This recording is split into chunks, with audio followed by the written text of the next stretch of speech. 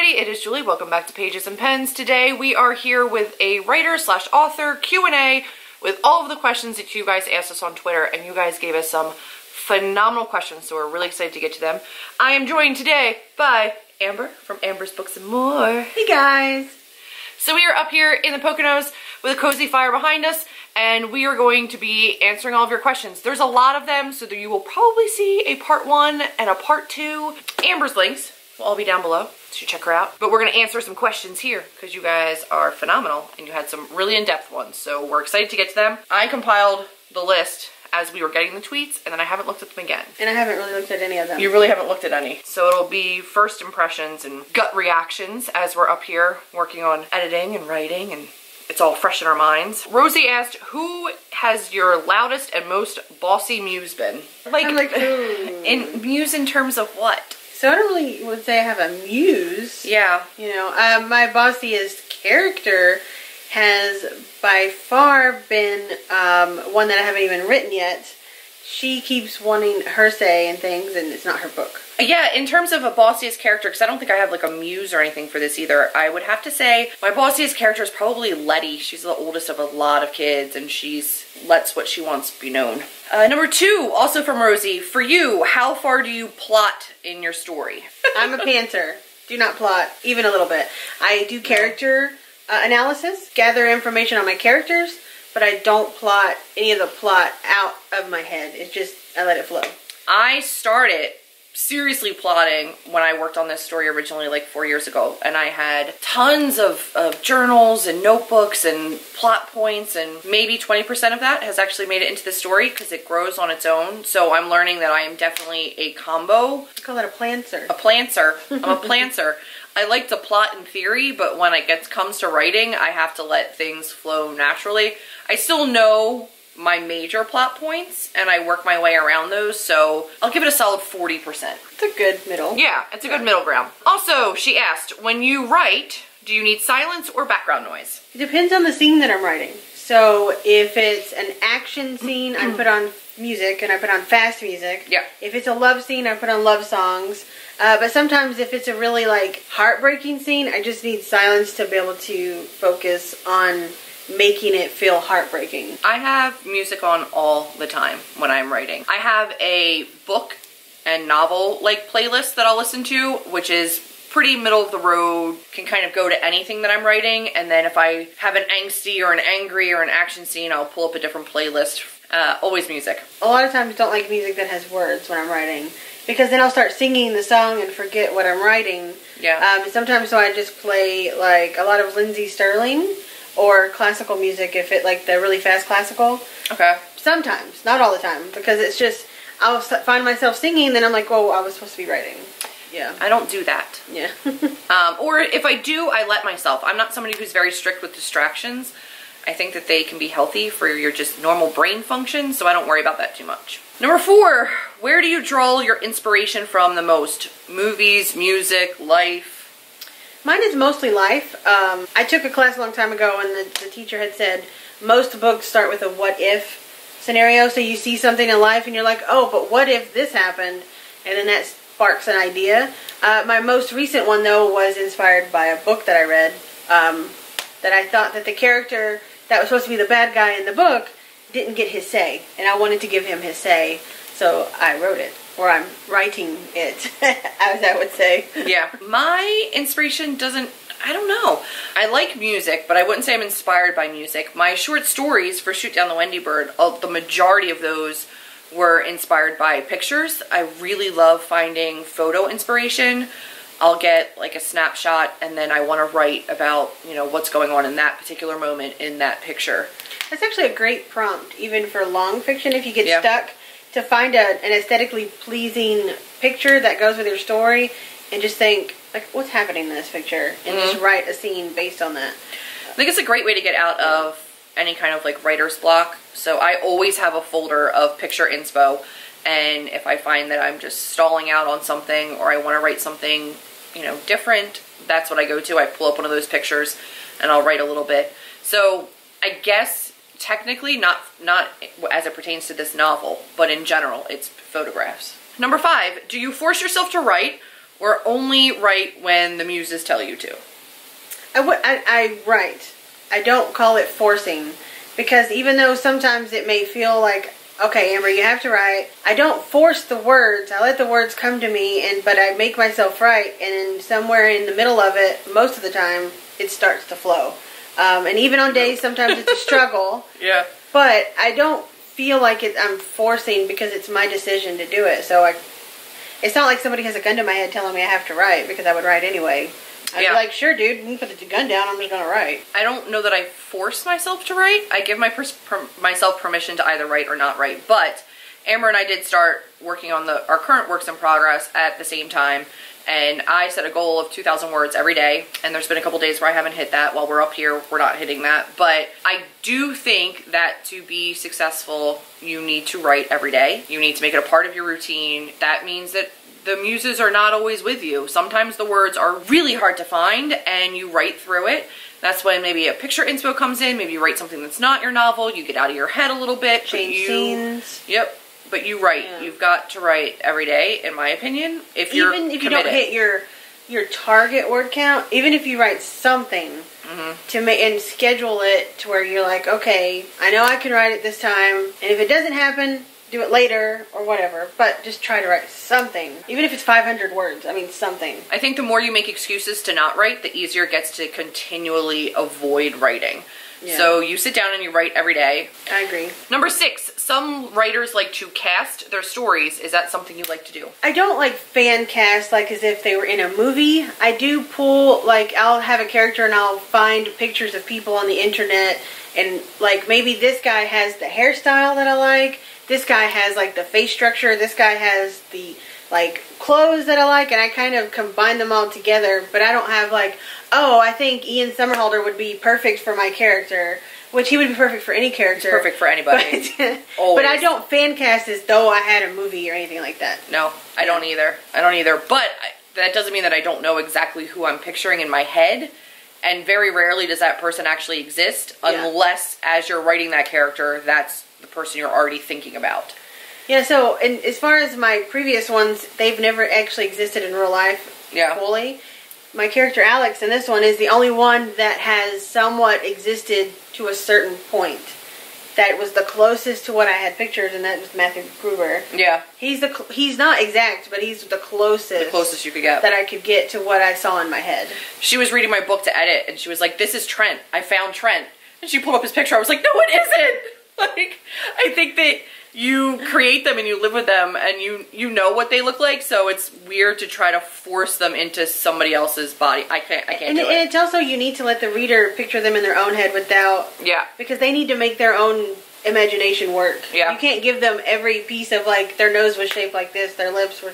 Like, you can't give them every piece. No. You know? Give them an overall look, and then you're good. Number 7... How deeply do you create your characters? Do you determine full backstories, previous friends, personal issues, etc.? Yes, fully. In my head, there's things that will never make it into the book, but I know everything about my character, their favorite foods, their favorite color, their quirks, their hopes, their dreams, their failures. I know everything about my character because they are not real to the reader if they're not real to you as the writer. I do very in-depth story sheets, or character sheets rather, in my Scrivener, which is what we both use when we're writing. So I have a whole character summary. I go down, I answer all these questions, I do Myers-Briggs personality tests, I do online quizzes, I do, you know, a whole bunch of different things to really make sure I'm fully in their head, I understand who they are. I think that spending your time with your characters beforehand is one of the places where plotting is worth it. Like, you make sure you know your characters. So yes, I know all of that, and I've got storyboards for them all with what their bedrooms look like, what their clothing is, what their style is, what their, you know, what I picture them to look like, the same way that Amber was saying earlier. So you have to know your characters. So yes, extensive character stuff. This one I'm assuming is for me, and then part for you. Yeah. As a plotter, how much do you let yourself pants? And as a pantser, what do you plot? As a pantser, I only plot out my characters. Yeah. But as far as the actual plot, I don't plot anything. I have a general idea in my head that I'm like, okay, I know that this is my overarching story that I want to tell, but how I get there and what happens, and sometimes that may even change, I just let it flow naturally. Yeah. This is my first foyer into a full-length novel, so it's very, very easy for me to do the flash fiction and not worry about what comes before and after and transition in the middle and how to get from one scene to the next. So this is pretty new to me. I've written other novels in the past and then quickly thrown them away. So this is the first one that I've actually worked on in a way that I can relate to this particular question. And I thought at the beginning that I was going to be like a pure plotter, and I'm not. You know, I've already said that. So I thought that on my first one too. Yeah. I did. I tried to plot and it didn't work out. It's ridiculous. Yeah. And I think people can overplot and then talk themselves out of things or get stuck. And I did this with mine. I got stuck in wanting to stay where I thought I was supposed to go. And I wasn't letting the characters do what they needed to do, and I wasn't letting the story grow in new ways. And I changed a lot from 4 years ago till this current, what I have now. I had to let go, invite characters in that I wasn't expecting to introduce until later. You know, you have to let go. And what's funny is that as a reader, not knowing where that point was or that you even did that, I was able to spot that. I was able to spot the total change of the tone, the total change of the pacing, and it just like, whoa, this suddenly got a lot better. Like, this is working. And it's not that it wasn't working before, like we talked about, but it's weird how, because you let yourself do it, the reader spotted it. I got really excited when I gave myself permission to move away from the plot I thought I had to be on and just experience the story as it was coming out.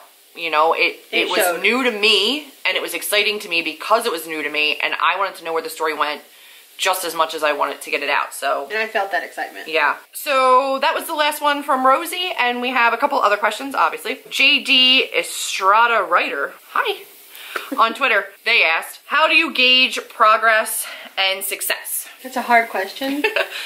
Progress is easy, write every day. Did you get words in? Yeah. Did you move the story forward? That's success, or, you know, progress. Yeah. Success, though, you can't really tell until at the end when you start having beta readers read it and people read it. And if they tell you, like, hey, you know, this is actually a decent story, I think that's success. When you're a writer and you have a story inside of you that you know needs to come out, success to me is when I can go to bed at the end of the night and know that my characters are happy too. That's a good day of writing for me. And then long term, it's, you know, hopefully people enjoying what I put out.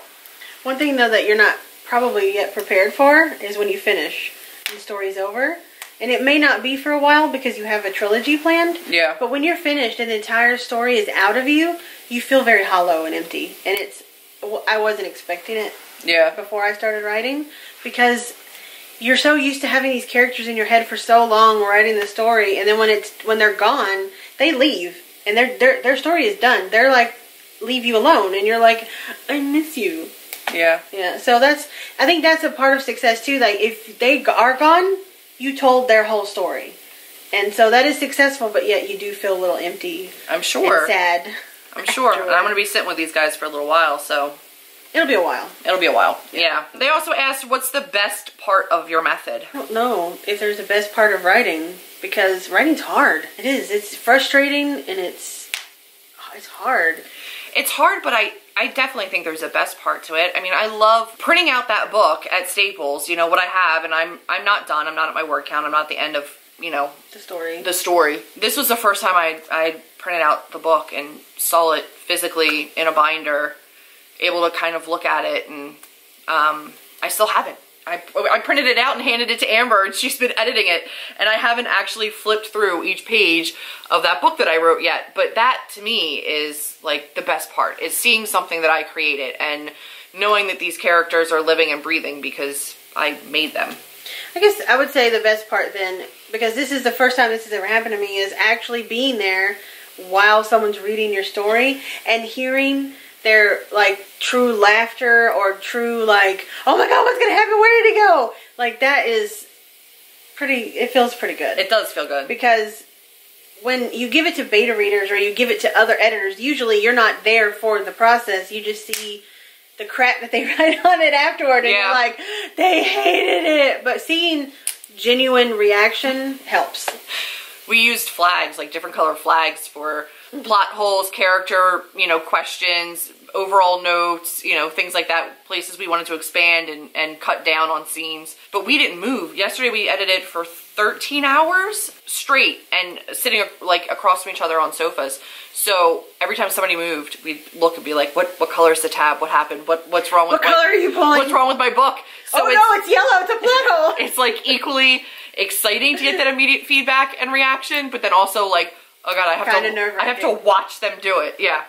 But most of the time, it wasn't horrible things. Because we would immediately have to talk about it. Yeah. Because you can't just like watch someone put a yellow tab on your book and be like, you're like, what did I do? So the next question was, what was the hardest part of your process? Same. That part, yeah. But then also on a day-to-day basis, I think, when the words don't want to come. Yeah. You know, or when you're stuck in transition between different plot points and you don't know how to get from A to B and you know, you get stuck on different things, has been really rough. Yeah, that's why you need a writing buddy to help you, that you trust, to tell enough of the story to, that won't like go run off and steal your story, but that will push you when you need to be pushed, that will understand when you can't be pushed, and will cheer you on when you make it. You have to have somebody, and that understands the process. How freaking hard it is. Yeah, I think that's been one of the most unexpected parts of the process is how many writers think it's this solitary, isolated, you know, you can't be around other people, or talking to other people while you're writing is too much of a distraction, you're not going to actually get any work done. It's really been motivating and really helped me through, you know, the process, having that immediate feedback as stuff and I know you don't really have prior experience with it to know the difference it makes, but I do. You know, I've written 4 full-length books and started 2 others that I never finished because I didn't have that, like, I didn't know if it was good or if somebody to cheer me on, and I've written so fast compared to normal with this one, and just sometimes when I'm like, I don't know what to do, and we talk it out, and then I'm like, it dings, and I'm like, yeah, and it's helped a lot more. Yeah. And it's helped me stay accountable to writing every day and hitting that word count, knowing that she'll be texting me at some point in the night going, and where are we? I'm like, and you do the same to me, and I'm like, Susan, and I'm like, oh, I haven't started yet. Julie's going to get mad at me.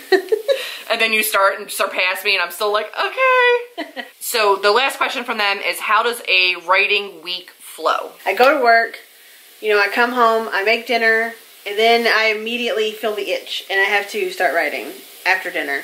Because if I start to watch TV or anything, it's not what I want. So I've been feeling that itch every day to write. And I know that your text, because you're an hour ahead of me when I'm at home. And so when I always start to get very creative feeling at like 8:30. Mm-hmm. And you do too, but it's 9:30 when I start feeling it. So you're already texting me like, where are you at?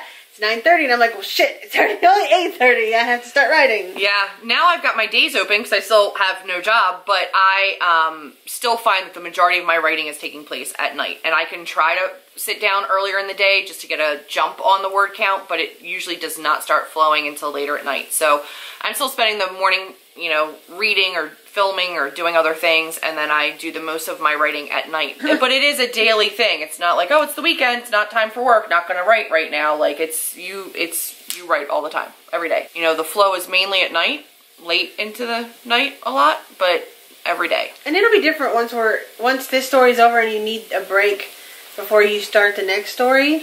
But while you're in the middle of a story, that itch, like, you need to get to the next part of the story. Yeah. You need it. You need to get there. What's going to happen? I think we're going to cut off the questions here. There's more. I think we've got at least 10 more. But we are going to see you in a part 2 so that we can keep this as viewer-friendly as possible. So thank you for watching the first part of our writer-author Q&A. We appreciate you joining us. Stay tuned for part 2. Plenty more writing videos for me. Amber will not be here for all of those, sadly. But you guys have said you want more writing videos, so you will be getting them. I agree. I'm a viewer. I want more writing videos, too. Okay. We will do that. I will do that. But we will see you for part 2 of this particular Q&A. If you like this one, give me a big thumbs up. Click subscribe. And I'll see you in the next one. Bye, guys.